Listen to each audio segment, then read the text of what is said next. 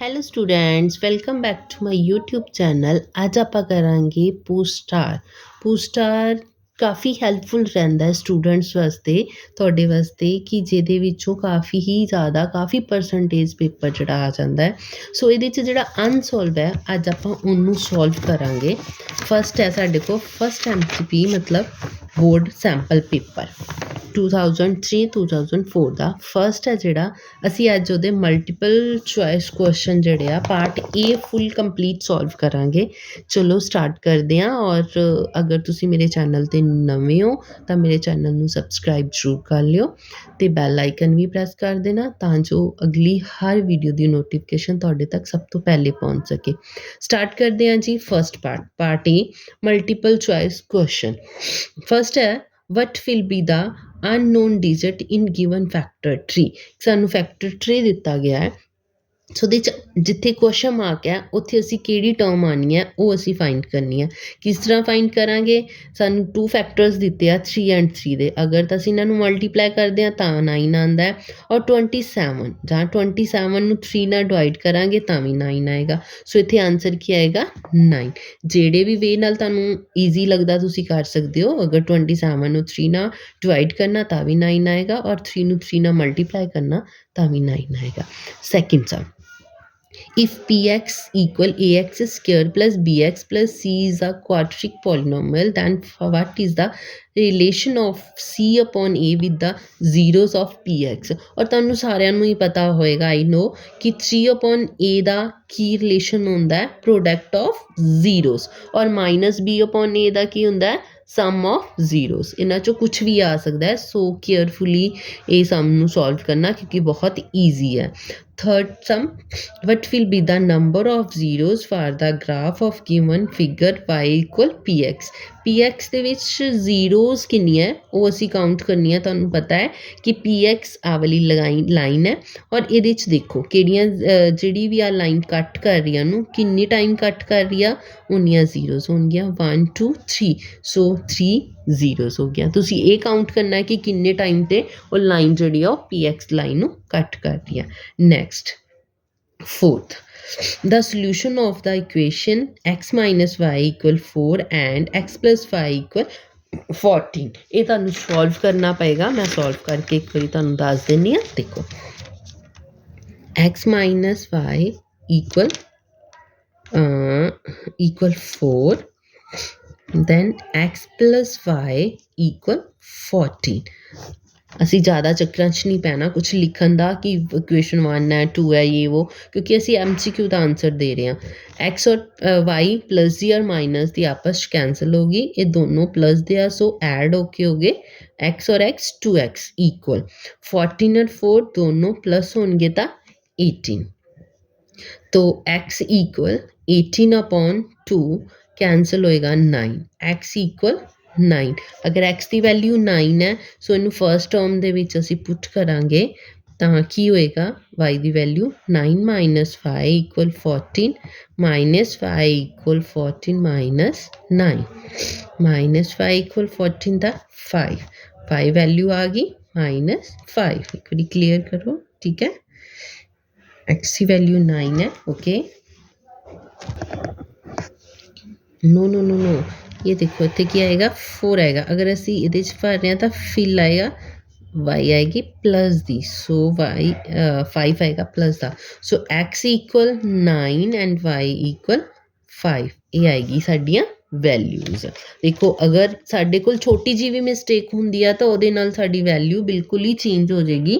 ਸੋ ਇਸ ਚੀਜ਼ ਨੂੰ ਬੜੀ ਕੇਅਰਫੁਲੀ ਕਰਨਾ। ਉਹਨਾਂ ਨੇ ਸਾਨੂੰ ਦੋਨੋਂ ਵੈਲਿਊਜ਼ ਦਿੱਤੀਆਂ ਹੋਈਆਂ, x equal 9 y equal minus 5 ਵੀ, ਔਰ x equal 9 and y equal 5 ਵੀ। ਸੋ ਇਹ ਚੀਜ਼ ਨੂੰ ਬੜੀ ਕੇਅਰਫੁਲੀ ਕਰਨਾ ਹੈ, ਮਿਸਟੇਕ ਨਹੀਂ ਕਰਨੀ। ਨੈਕਸਟ ਚਲਦੇ ਹਾਂ 5th ਪਾਰਟ ਵੱਲ। Which of following equations is not a quadratic equation. Read ਕਰਨ ਲੱਗਿਆ ਬਿਲਕੁਲ ਕੇਅਰਫੁਲੀ ਰੀਡ ਕਰਨੀ। ਉਹਨਾਂ ਨੇ ਕਿਹਾ which of following equations not a quadratic equation. ਨਹੀਂ ਤਾਂ ਤੁਹਾਨੂੰ ਇਹ ਹੁੰਦਾ ਹੈ ਕਿ ਕੁਆਡਰੇਟਿਕ ਇਕੁਏਸ਼ਨ ਹੀ ਪੁੱਛੀ ਗਈ ਹੈ ਤਾਂ ਤੁਸੀਂ ਕਿਸੇ ਨੂੰ ਵੀ ਟਿਕ ਲਗਾ ਦੇਣਾ ਸੀ, ਕਿਉਂਕਿ ਇਹਦੇ 'ਚ ਕਾਫੀ ਸਾਰੀਆਂ ਕੁਆਡਰੇਟਿਕ ਇਕੁਏਸ਼ਨ ਹੈ। ਲੇਕਿਨ ਉਹਨਾਂ ਨੇ ਕਿਹਾ equation is not a quadratic equation. So ਉਹਨੂੰ ਫਾਈਂਡ ਕਰਨ ਲਈ ਅਸੀਂ ਜ਼ਿਆਦਾ ਟਾਈਮ ਵੇਸਟ ਨਹੀਂ ਕਰਾਂਗੇ, ਜਲਦੀ ਕੁਇਕਲੀ ਕਰਾਂਗੇ। ਦੇਖੋ ਇਹਨੂੰ ਅਗਰ ਅਸੀਂ ਇਹਦੇ ਨਾਲ ਔਰ ਇਹਨਾਂ ਕਰਦੇ ਹਾਂ ਤਾਂ ਇੱਥੇ ਆ ਜਾਏਗਾ 3x² -5 ਇਕੁਅਲ x ਨੂੰ x² ਨਾ ਹੋਇਆ ਤਾਂ x³ ਔਰ x³ ਜਿਹਦੇ ਵਿੱਚ ਆ ਗਈ ਦੈਟ ਮੀਨਸ ਉਹ ਕੁਆਡਰੇਟਿਕ ਇਕੁਏਸ਼ਨ ਨਹੀਂ ਹੈ ਕਿਉਂਕਿ ਕੁਆਡਰੇਟਿਕ ਇਕੁਏਸ਼ਨ ਹਮੇਸ਼ਾ ਸਕੁਅਰ ਤੋਂ ਸਟਾਰਟ ਹੁੰਦੀ ਹੈ ਦੈਨ x ਦੈਨ ਕੌਨਸਟੈਂਟ ਟਰਮ ਲੇਕਿਨ ਇਹਦੇ 'ਚ x³ ਆ ਗਈ ਸੋ ਇਹ ਕੁਆਡਰੇਟਿਕ ਇਕੁਏਸ਼ਨ ਨਹੀਂ ਹੈ ਟਿਕ ਲਗਾਵਾਂਗੇ B ਆਨਸਰ ਨੂੰ। Next 6m. If sum of the first n terms of an AP is Sn, then what will be nth term? ਤਾਂ ਇਹਦਾ ਆਨਸਰ ਲਰਨ ਕਰਨਾ ਹੈ Sn minus n minus 1 ਇਹਦੇ ਵਿੱਚ ਹੋਰ ਕੁਝ ਨਹੀਂ ਹੈ ਇਹਦਾ ਫਾਰਮੂਲਾ ਆਨਸਰ ਹੀ ਇਹ ਹੈ।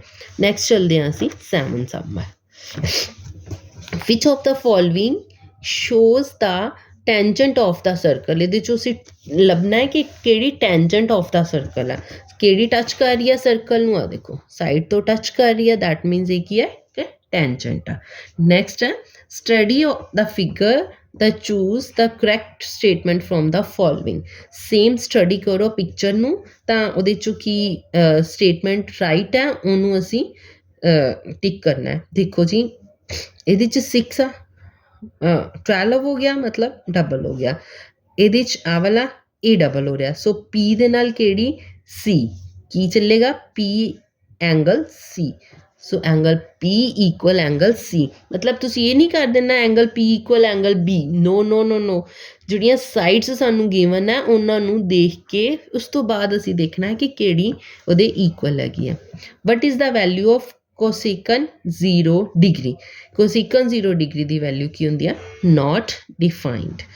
10 for what value of theta will sin theta equal cos theta ਕਿਸ ਥੀਟਾ ਦੀ ਵੈਲਿਊ ਜਿਹੜੀ ਆ ਕਿਹੜੀ ਵੈਲਿਊ sin theta ਔਰ cos theta ਦੀ ਇਕੁਅਲ ਹੋਏਗੀ ਕਿਹਦੀ ਹੋਏਗੀ 45 ਡਿਗਰੀ 45 ਡਿਗਰੀ ਦੀ ਵੈਲਿਊ sin ਔਰ sin 45 ਇਕੁਅਲ ਹੁੰਦੀ ਹੈ cos 45 ਇਹ ਚੀਜ਼ ਅਗਰ ਤੁਹਾਨੂੰ ਨਹੀਂ ਆਉਂਦੀ ਤਾਂ ਤੁਸੀਂ ਟੇਬਲ ਲਰਨ ਕਰ ਸਕਦੇ ਹੋ ਟੇਬਲ ਤੋਂ ਤੁਹਾਨੂੰ ਬੜੀ ਅੱਛੀ ਤਰ੍ਹਾਂ ਕਲੀਅਰ ਹੋ ਜਾਏਗੀ।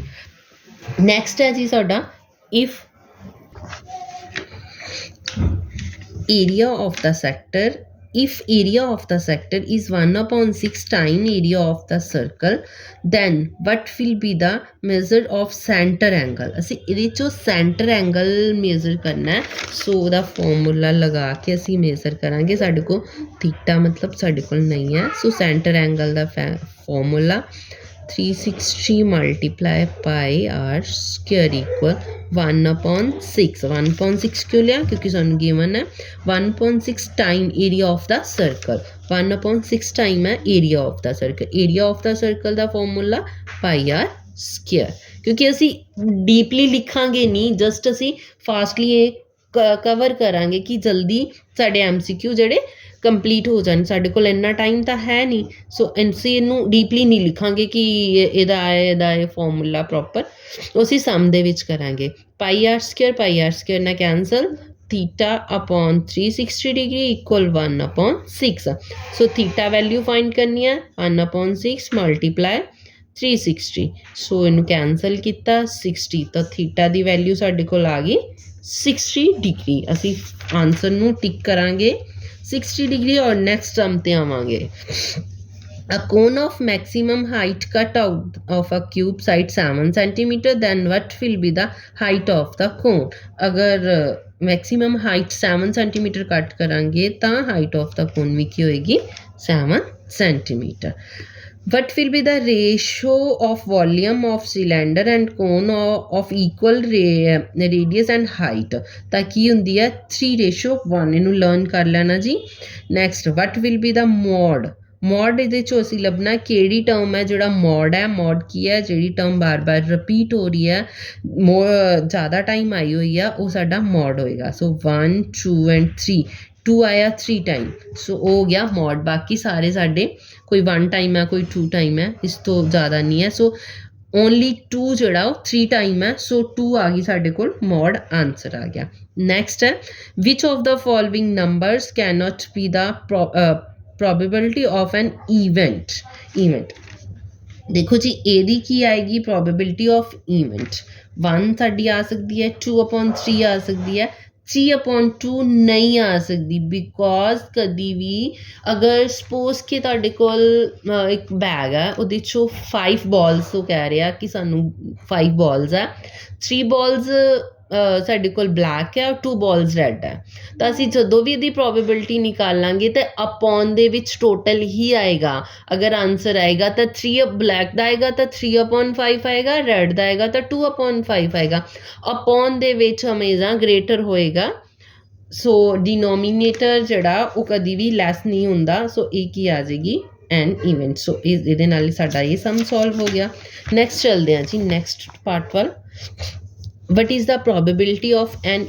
impossible event मतलब 0 ਇਹ ਸਾਡਾ ਕਲੀਅਰ ਹੋ ਗਏ MCQs ਨੈਕਸਟ ਆ ਗਏ ਸੈਕਿੰਡ ਟਰੂ ਫਾਲਸ ਅਸੀਂ ਟਰੂ ਫਾਲਸ ਸੋਲਵ ਕਰਾਂਗੇ √3 is not a rational number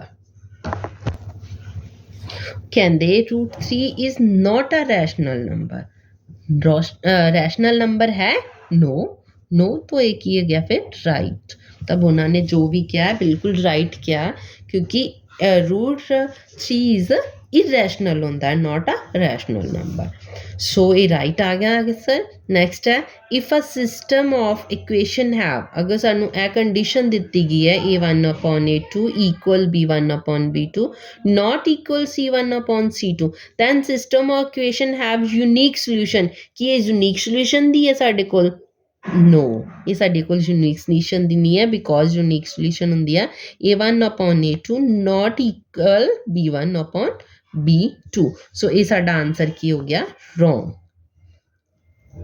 next है third if roots of the equation ax square plus bx plus c equal 0 are equal then d a condition ਚ ਹੁੰਦੀ ਹੈ ਅਗਰ equal ਹੁੰਦੇ ਆ roots not sari D होंगी है डी इक्वल 0 ਦੇ ਵਿੱਚ ਅਗਰ डी इक्वल 0 है then roots ਜਿਹੜੇ ਆ equal ਆ two tangents can be drawn from an internal point of the circle ਕਿ ਅਸੀਂ ਸਰਕਲ ਦੇ ਵਿੱਚ ਸਾਨੂੰ ਇੰਟਰਨਲ ਕੋਈ ਪੁਆਇੰਟ ਦਿੱਤਾ ਗਿਆ ਤਾਂ ਉਹਦੇ ਤੋਂ ਦੋ ਟੈਂਜੈਂਟਸ ਅਸੀਂ ਡਰਾ ਕਰ ਸਕਦੇ ਹਾਂ ਬਿਲਕੁਲ ਵੀ ਨਹੀਂ ਜੀ ਅਸੀਂ ਬਿਲਕੁਲ ਨਹੀਂ ਡਰਾ ਕਰ ਸਕਦੇ ਟੈਂਜੈਂਟਸ ਕਿਉਂਕਿ ਟੈਂਜੈਂਟਸ ਹਮੇਸ਼ਾ ਜਿਹੜੀਆਂ ਉਹ ਹੁੰਦੀਆਂ ਜਿਹੜੀਆਂ ਸਰਕਲ ਨੂੰ ਟੱਚ ਕਰਦੀਆਂ ਹੁੰਦੀਆਂ ਨੈਕਸਟ ਡਿਸਟੈਂਸ ਪੁਆਇੰਟ ਦਾ ਓਰੀਜਨ 5 ਯੂਨਿਟ ਹੈ ਸਾਨੂੰ ਕੱਢ ਕੇ ਪਤਾ ਚੱਲੇਗਾ ਕਿ ਇਹ ਰਾਈਟ ਆਨਸਰ ਹੈ ਕਿ ਨਹੀਂ ਹੈ ਸੋ ਇਹਨੂੰ ਕਿੱਦਾਂ ਸੋਲਵ ਕਰਾਂਗੇ डिस्टेंस फॉर्मूला लगा के 3x² plus 4x², 3 3 are 9 and 4 4 are 16, then 25 and 25 का स्क्वायर आ गया 5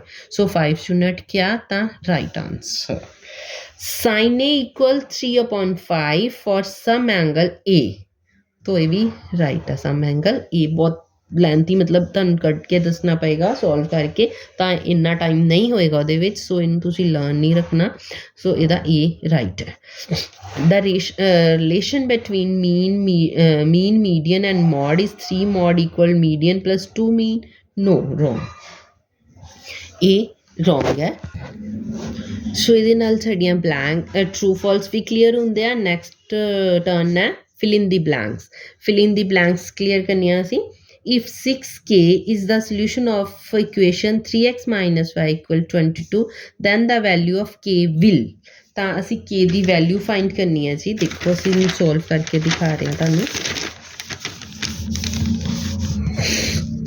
ਸਾਡੇ ਕੋਲ ਹੈ 6 and k so 3x minus y equal 22 3 6 ਹੈ x the value and y ਦੀ ਜਗ੍ਹਾ k 22 18 minus k equal 22 minus k equal 22 18 minus से हो गए minus k equal 4 so k equal minus 4 and इत्थे की fill होएगा minus 4 next है the next term of series AP series ਦੀ देखो जी next term लिखनी है next term लिखਣ ਲਈ ਸਭ ਤੋਂ ਪਹਿਲਾਂ ਸਾਨੂੰ डी फाइंड करनी पएगी common difference 7 minus 2 equal 5 so 5 आ गया डिफरेंस और ਅਸੀਂ a फोर्थ टर्म फाइंड करनी है a फोर्थ टर्म फाइंड करने ਦਾ formula a3 plus d a3 है 12 plus 5 equal 17 आंसर आ गया साਡਾ 70 next in the figure given है ਦੇ ਵਿੱਚ ਕਹਿੰਦੇ ਐਲ ਐਮ ਪੈਰਲਰ ਹੈ ਕਿਊ ਆਰ ਦੇ। ਅਗਰ ਐਲ ਐਮ ਪੈਰਲਰ ਹੈ ਕਿਊ ਆਰ, ਬਾਕੀ ਸਾਰੀਆਂ ਟਰਮਸ ਦੀ ਵੈਲਿਊ ਸਾਨੂੰ ਦਿੱਤੀ ਗਈ ਹੈ। ਸੋ ਪੀ ਐਮ ਦੀ ਵੈਲਿਊ ਅਸੀਂ ਨਿਕਾਲਣੀ ਹੈ। ਫਾਰਮੂਲਾ ਲਗਾਵਾਂਗੇ ਜੀ, ਦੇਖੋ P L upon L Q, P L upon L Q equal P M upon M R. ਇਹਦੇ 'ਚ ਜੋ ਸਾਨੂੰ ਗਿਵਨ ਹੈ ਉਹ ਅਸੀਂ ਲਿਖ ਦਾਂਗੇ। ਹੁਣ ਦੇਖੋ ਤੇ 4 upon 8 equal P M find करनी है अपॉन 6 क्रॉस मल्टी करांगे। So 8 multiply P M equal 4 multiply 6 P M equal 4 multiply 6 upon 8। 4 1 4, 4 2 8, 2 1 2, 2 3 6, P M equal 3 सम। ठीक है जी, एक ही आ गया 3 सेंटीमीटर। ये साडे कोल वैल्यू फाइंड होगी 3 सेंटीमीटर। ओ सॉरी, आंसर इत्थे लिखना सी 3 सेंटीमीटर और नीचे ते लिखता। नेक्स्ट है, if m is the midpoint of a line segment rs then the ratio of rm and sm will be। देखो एक लाइन सेगमेंट है, सानू आ लाइन है जिवें गिवन। सो आर एस और मिड पॉइंट दा मिड पॉइंट है एम। कहते दोनों लाइनस जड़ियाँ केड़ी रेशो विच जा रही, 1:1 सेम रेशो च जा रही। सो की आएगा 1:1। नेक्स्ट हम है, area of circular segment equal area of corresponding sector minus area of corresponding triangle. ये तुहानू लर्न करना पेगा फॉर्मूला, ट्रायंगल आएगा इत्थे।